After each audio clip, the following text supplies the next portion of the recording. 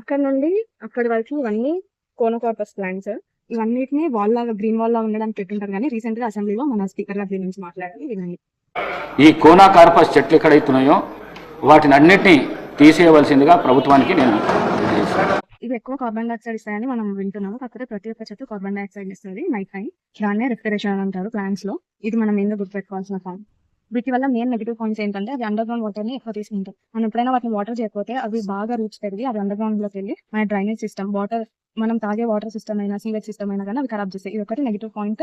అన్ని కంట్రీస్ లో మన ఇండియాలో చాలా స్టేట్స్ లో మనం చూసిన ప్రాబ్లమ్ ఇది. సో దీన్ని అందుకే బ్యాన్ చేస్తున్నారు. ఇంకొక రీజన్ ఏంటి అంటే దీనివల్ల ఎలర్జీస్ వస్తాయి. అవి వింటర్ టైంలో వాటి పొలన్ అనేది ఎక్కువ రిలీజ్ చేస్తుంది కాబట్టి ఆ ఫ్లవర్స్ నుంచి వచ్చే పొలన్కి మనకి ఎలర్జీస్ అవుతాయి, కోల్డ్ అవుతుంది. కాబట్టి మన హెల్త్ ని దృష్టిని ఉంచుకొని మన గవర్నమెంట్ దీన్ని బ్యాన్ చేశారు. మన గవర్నమెంట్ కాదు, ఇండియాలో తమిళనాడు, ఆంధ్రప్రదేశ్, గుజరాత్ ఇలాంటి చాలా స్టేట్స్ కూడా బ్యాన్ చేశారు.